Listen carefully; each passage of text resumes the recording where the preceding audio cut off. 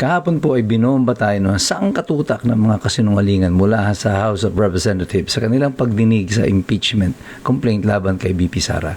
Pero sa tingin ko, ang pinakamalaking kalokohan at kasinungalingan na inilatag nila sa sambayan ng Pilipino ay itong fake video ng binabati daw ni Sara Duterte si Ramil Madriaga ng happy birthday. Para po maintindihan nyo yung pinag-uusapan natin, panoorin nyo po itong maiksing video na ito.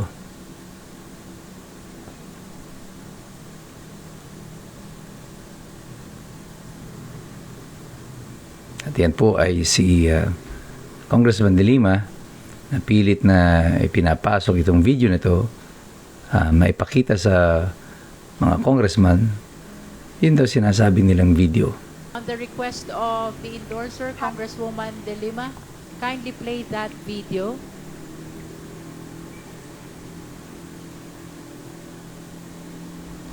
Happy birthday, Sir Ram. I wish you good health and happiness.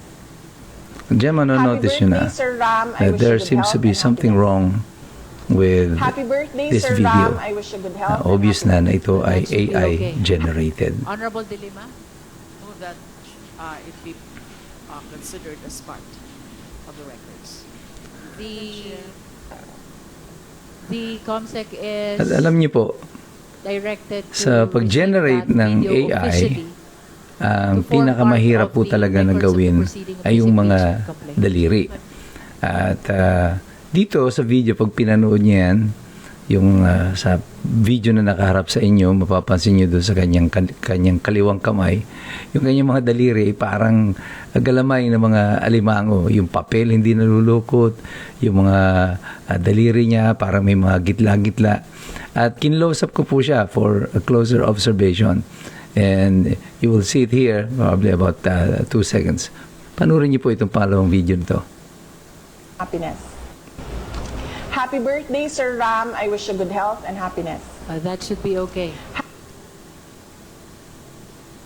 At yan, nakita niyo na nga, ayan yung daliri niya. Pansinin niyo, para siyang galamay ng alimango, walang mga kuko, at merong yung gitla na malaki doon sa kanyang palasingsingan. Obvious na obvious kasi kitang-kita nyo pati yung papel, ano. And to give you a longer view of this, in-screenshot ko itong kamay niya na ito. Tingnan niyo itong pangatlo natin na larawan na ito ng kamay ni VP Sara. O yan, kita nyo? Diba? Kakaiba yung itsura ng mga daliri. Hindi yan kamay ng tunay na tao. That is AI generated. At medyo hirap talaga ang computer to reproduce yung mga daliri because masyado itong madetalye. Kaya dito madalas nahuhuli yung mga fake na mga video. Remember si Benjamin Netanyahu faced some backlash about this kasi sa isa niyang ginawang video for Israel habang kainitan ng bombahan sa Iran at Israel. Meron siyang nilabas na video na yung daliri niya lumalabas na 6 ang bilang ng kanyang mga daliri. So you know that these are AI generated. But the sad part of this is imposibleng hindi alam ng mga congressman na ito na itong video na ginagamit nila is AI generated. They could possibly be, and sa ating assumption, malinaw sila nag-introduce yan sa Kongreso, sila rin ang author at gumawa nito. And then they try to feed us with this, garbage. At umaasa sila na paniniwalaan natin sila, gayong obvious na obvious para sa mga marunong or kahit papaano may alam sa AI or AI generation na ito ay gawa-gawa lang nila na video. And the worst part of it, ipinasok pa nila ito doon sa record ng House of Representatives. Members of the House of Representatives willingly entering into the record mga mali at mga kasinungalingan na video.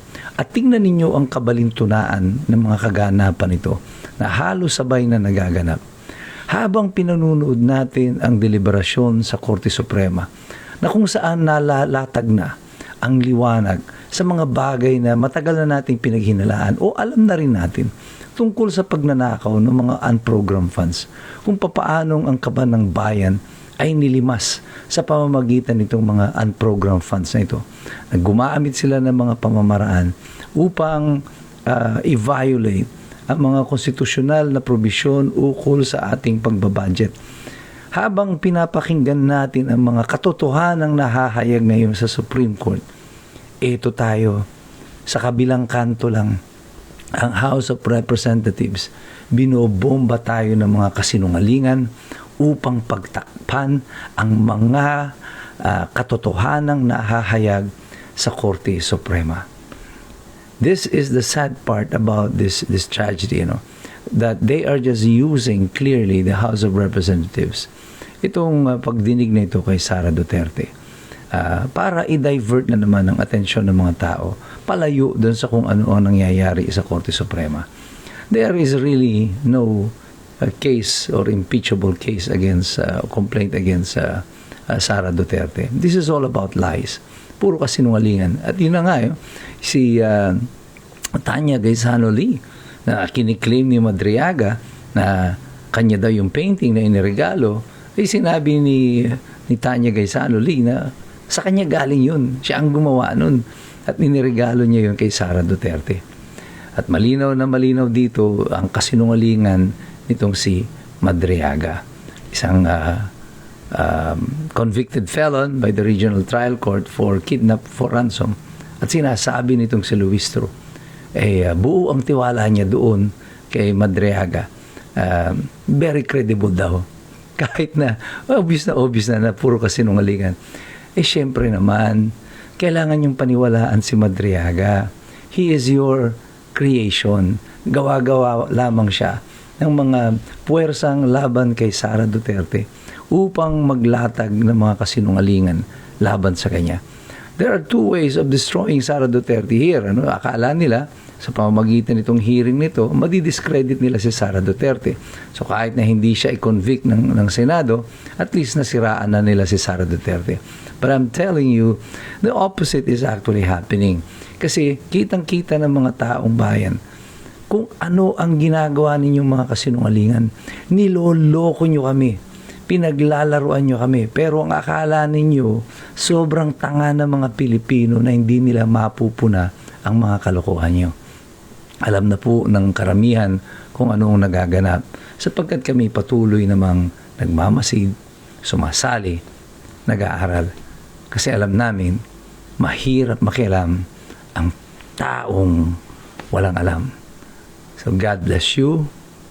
God bless us all. Mabuhay ang Republika ng Pilipinas.